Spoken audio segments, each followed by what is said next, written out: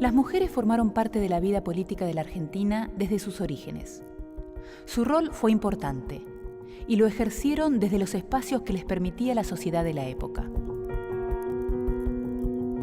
A partir de principios del siglo XIX, la vida política se amplió notablemente en estas tierras, porque se adoptó el principio de soberanía popular para legitimar el poder después de la Revolución de Mayo.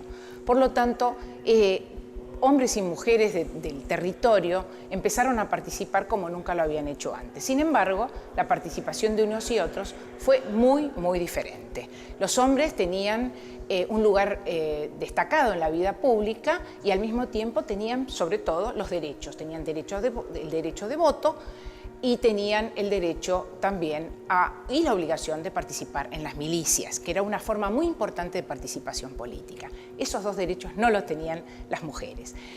Sin embargo, las mujeres participaron a través de distintos mecanismos informales, participaron de la vida política del siglo XIX.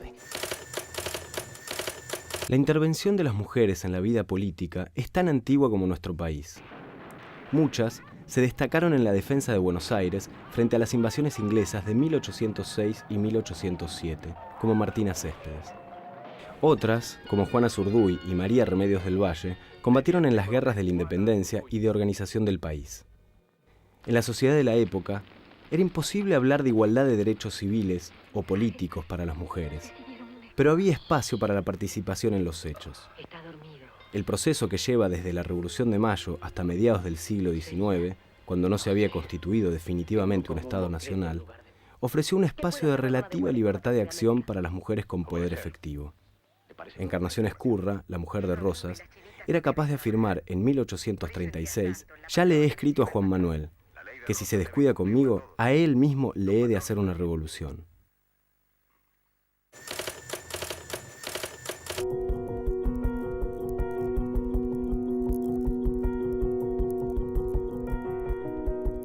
Hubo mujeres que tuvieron gran influencia en la vida política del país hasta que se organizó políticamente de manera definitiva en 1880. A veces, la falta de derechos va acompañada de huecos legales, donde el poder efectivo tiene más peso que la ley inexistente.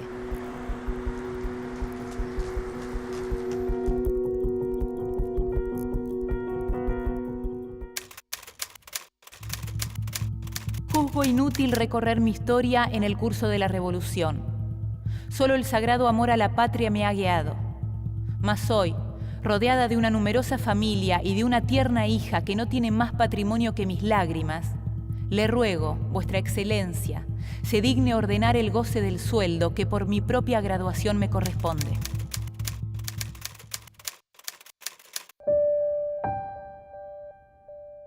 En las últimas décadas del siglo XIX, la Argentina cambió radicalmente con la llegada masiva de los inmigrantes europeos. Con ellos, traían ideas difíciles de asimilar para la sociedad criolla.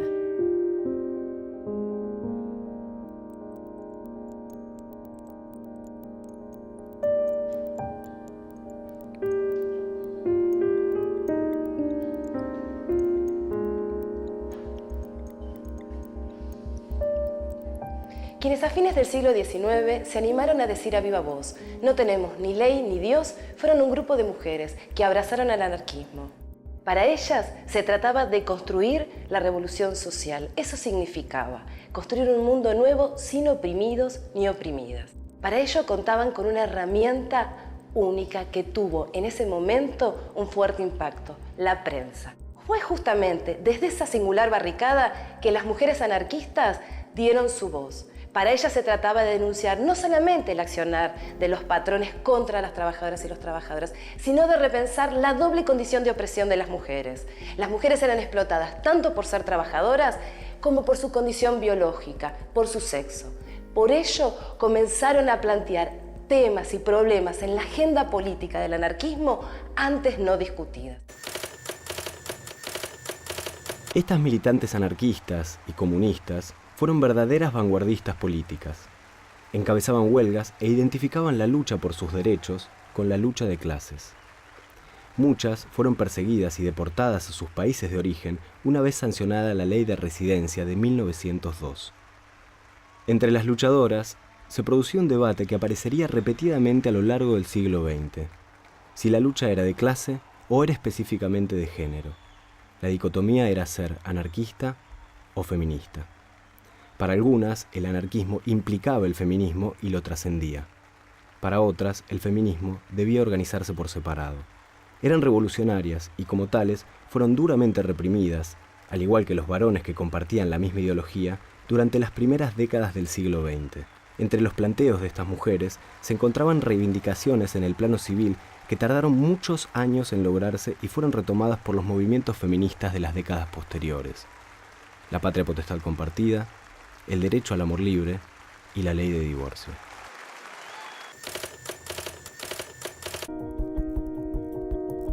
Estas primeras luchadoras perseguían objetivos que aún siguen pendientes. La igualdad total con los varones en todos los aspectos de la vida. Hoy se habla de ellas como utopistas. En el último cuarto del siglo XIX en la Argentina se dieron una serie de transformaciones. Una de ellas tiene que ver con la mejora en la calidad educativa de las mujeres. Esto se dio tanto en lo que refiere al terreno de la educación primaria como a la educación superior. La educación superior hasta ese momento, hasta la década de 1880, 1890, había estado vedada para las mujeres. Las primeras mujeres universitarias, como Cecilia Grierson, Elvira Rawson, Julieta Lanteri, muy rápidamente se volcaron a las ciencias médicas, probablemente por ser, ciencias vinculadas a los cuidados del cuerpo, a la asistencia, algo que la sociedad le atribuía frecuentemente a las mujeres. Sin embargo, una particularidad de este grupo de mujeres universitarias fue abrazar muy rápidamente la causa del feminismo, es decir, la búsqueda por la igualdad de derechos. De esta manera empezaron a cuestionar el Código Civil, que le daba a las mujeres una inferioridad jurídica, y empezaron a pensar el tema de la posibilidad de tener un estatuto político distinto, la cuestión del sufragio universal. En la primera década del siglo XX surgieron varias organizaciones femeninas. Con los grandes festejos del centenario de la Revolución de Mayo, se organizaron en el país 2 encuentros feministas. La discusión acerca de la primacía de la lucha de clases por sobre la cuestión de género había quedado atrás. En 1910 lo que se discutía eran los aspectos legales, cambios en la normativa vigente. El Congreso Feminista mencionaba los derechos civiles de las mujeres y su participación en el ámbito cultural y académico. El Congreso Femenino Internacional, más importante, reclamaba y planteaba los derechos políticos, el derecho de las mujeres a votar y a presentarse como candidatas en elecciones. Fue presidido por Cecilia Grierson y participaron Elvira Rawson, Alicia Moreau de Justo, Julieta Lanteri y la científica francesa Marie Curie. 2 años después se sancionaría la ley Sáenz Peña de voto universal, pero universal seguía significando masculino. Durante las primeras décadas del siglo XX, varias mujeres se presentaron como candidatas en elecciones simuladas. En 1919, Julieta Lanteri, creadora del Partido Feminista Nacional, obtuvo 1.730 votos, es decir, que esa cantidad de hombres la votó. Así pues, cuando vi anunciada la candidatura de la doctora Lanteri, resolví investigar caso por caso la opinión personal de la mayor parte de los hombres que conozco. Anduve, pues, a la pesca del hombrecillo perfumado, ardida en amor cívico, deseosa de penetrar a través de opiniones distintas el pensamiento del país, hasta que tropecé con él. ¿Qué opina usted de la doctora Lanteri? Que es fea, me contestó. Me hizo tanta gracia que me estoy riendo todavía.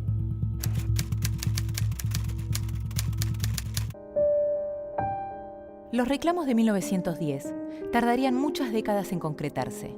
Recién con el primer gobierno peronista, las mujeres obtendrían el derecho a votar en igualdad de condiciones con los hombres. Para eso, haría falta una mujer que poco tenía que ver con las feministas de comienzos del siglo. El gobierno de la nación, la ley que consagra nuestros derechos cívicos, y la recibo ante vosotras con la certeza de que lo hago en nombre y representación de todas las mujeres argentinas.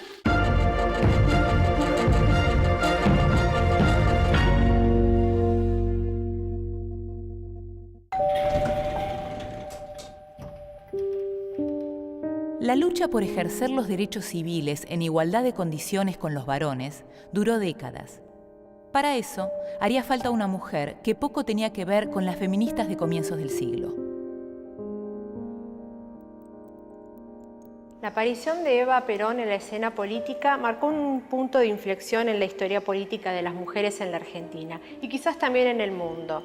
Ahora, ¿quién fue Eva Perón? Los títulos que ella tenía asignados tanto por el gobierno como por la oposición eran el hada buena, la eterna vigía de la revolución, la madre de los humildes, el escudo de Perón, el arco iris de la Argentina o esa mujer, la prostituta, la mujer advenediza y de moral dudosa.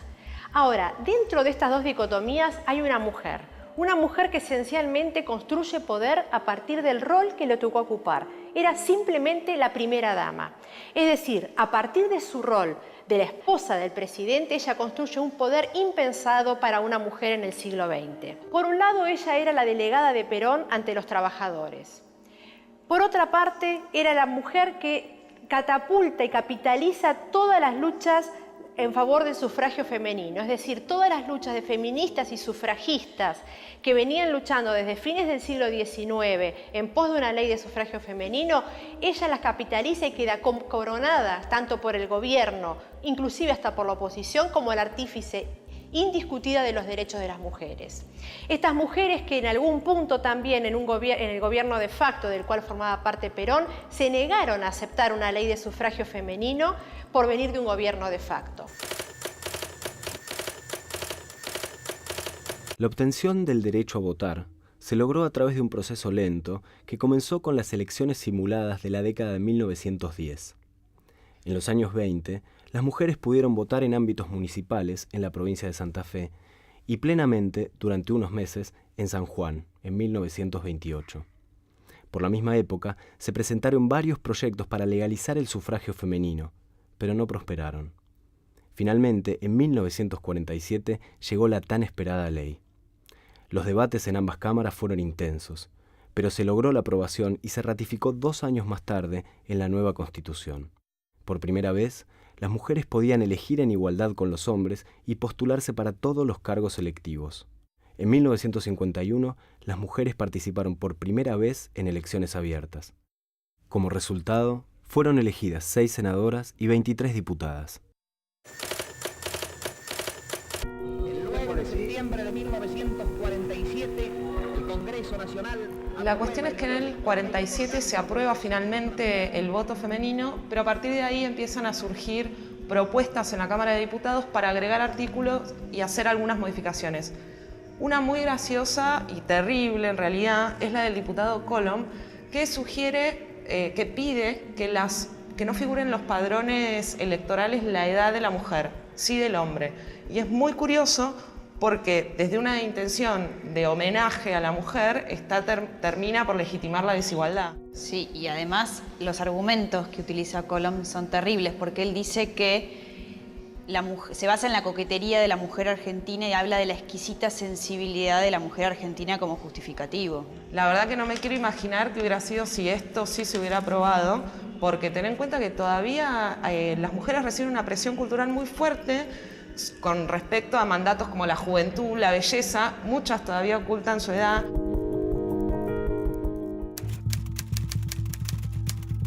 Los preclaros estadistas que intuyeron la ley de voto universal cautamente advirtieron en el mismo código que están exentos de cumplir esa obligación los deficientes mentales, los delincuentes y las mujeres. Como los deficientes mentales no leen y los delincuentes son poco legalistas, de los aludidos solo nosotras pudimos sentirnos menoscabadas.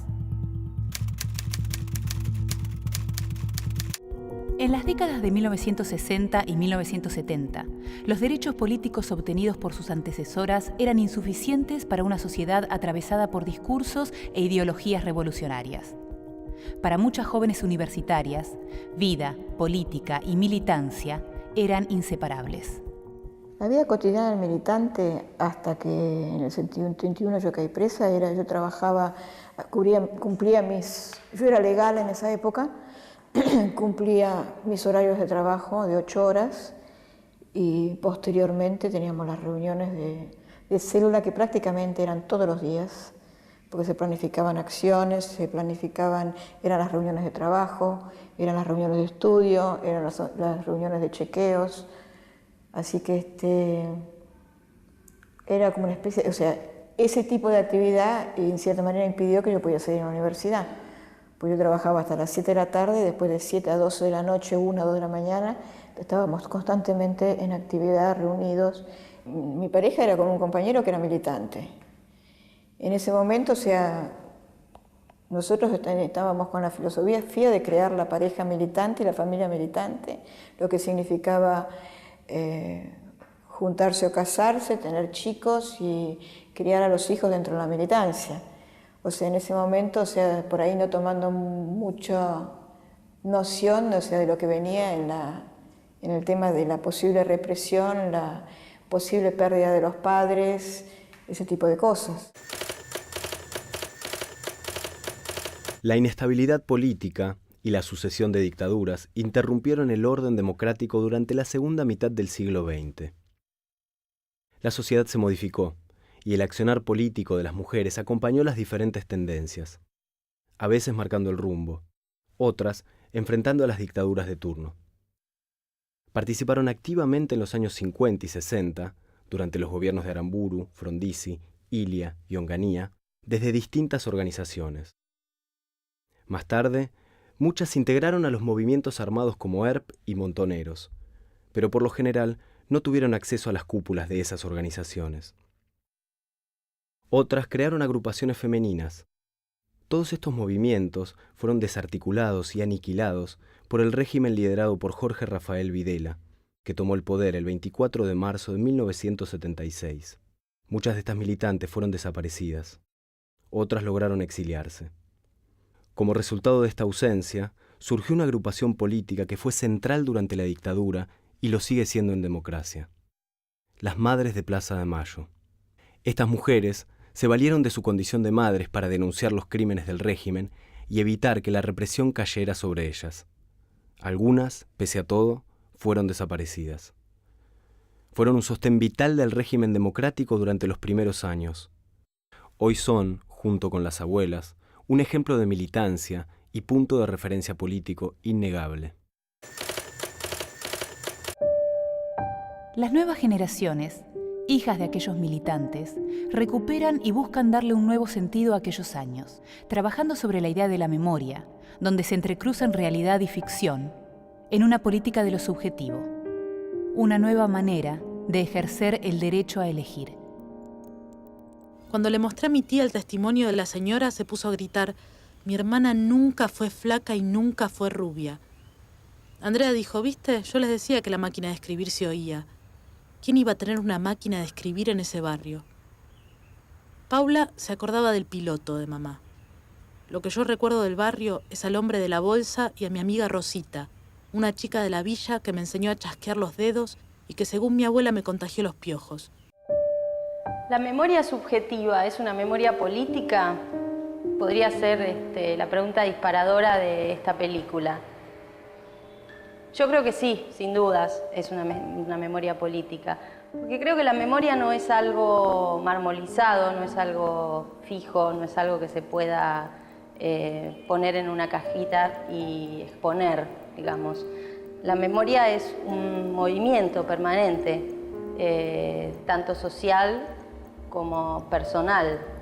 Y a partir de esas historias personales, a partir de esos recuerdos, algunos verdaderos, otros impostados.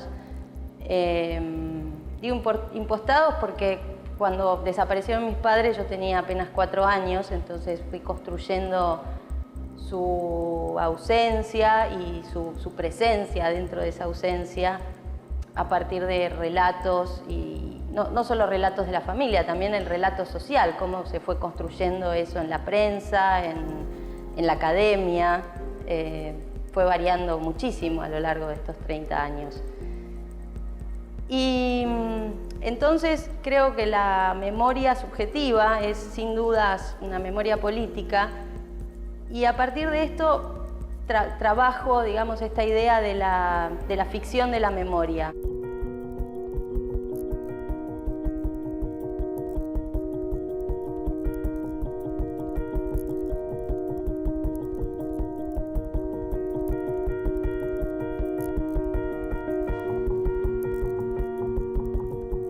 Las mujeres volvieron a tomar un rol en un movimiento novedoso, que las puso fuera de la ley y que de alguna manera las hizo herederas de las huelguistas de principios del siglo XX que habían salido a las calles para defender sus hogares y sus puestos de trabajo. Pero esta vez lo hicieron cortando rutas.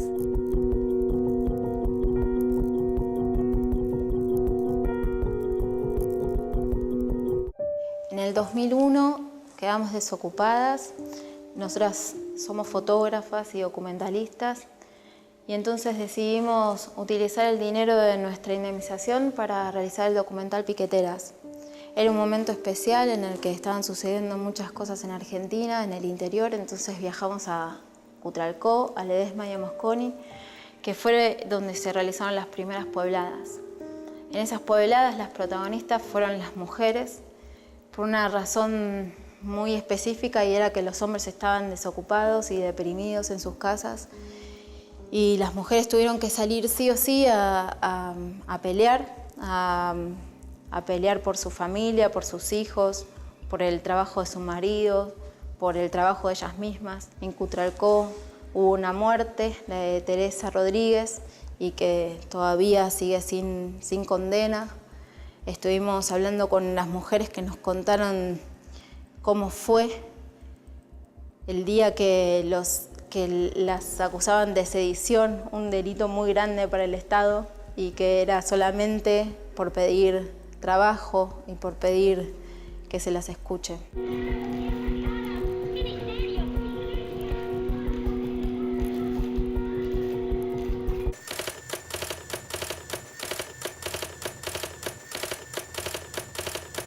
Creo que es un efecto de el modo que tenemos los latinoamericanos de pensar la relación con la vida cotidiana, con el hogar, con la familia, con la defensa de los valores, que está prejuiciosamente puesto sobre la mujer, digamos, como un valor, como una especie de valor eterno. La mujer tiene una gran capacidad de poder agruparse para distintas actividades que son buenas para la sociedad. Cuando el hombre nos reunimos, lo único que pensamos es hacer un asado o un partido de fútbol. La mujer ha llegado a correr los fusiles con la mano de los soldados que no le permitían la entrada para averiguar dónde estaban sus hijos desaparecidos hoy. Y eso el hombre creo que no lo podría hacer desde ese aspecto, terminaría todo mal, es diferente. Con el retorno de la democracia, las mujeres recuperaron los derechos políticos al igual que los hombres. Sin embargo, estaban poco representadas en los cargos electivos. En 1991 se dictó la Ley de Cupos, que establece que las listas partidarias tienen que incluir un 30% de candidatas mujeres. Con la ley de cupo intentábamos subsanar dos cosas. Por un lado, la cuestión de plena justicia distributiva de la cantidad de mujeres en política. El hecho de que no había suficientes mujeres en la representación política, a pesar de la intensa militancia, sobre todo recuperada la democracia en los años 80. Y por otro lado, el hecho que pensábamos que iba a ser muchísimo más difícil de que llegaran a la política, llegaran a la legislatura, los temas más importantes que afectaban de manera directa, que tenían incidencia directa sobre las vidas y los cuerpos de las mujeres. La verdad es que el primer asunto que pensábamos que era cuantitativo y fácil de resolver está pendiente. La ley de cupo se cumple solamente en su piso del 30% a regañadientos desde los partidos que siguen siendo misóginos, y en cambio con las mujeres que llegaron a la política rápidamente los cuerpos se hicieron presentes legislativamente, se hicieron presentes en las relaciones de poder, en la política. La ley de salud reproductiva, la ley de parto humanizado, la ley de violencia, la ley de ligadura de trompas, la de acoso sexual y sistemáticamente demandada la ley de despenalización del aborto. Hoy, el poder efectivo y la legitimidad legal coinciden. Las mujeres lograron acceder a todos los cargos posibles dentro del ámbito de la política, incluso a la presidencia. El sueño de Julieta Lanteri se hizo realidad un siglo después. Esta igualdad legal, duramente obtenida, no significa que los prejuicios y los estereotipos de la sociedad patriarcal no sigan operando tanto en los varones como en las propias mujeres. Derribarlos definitivamente es el desafío que queda por delante.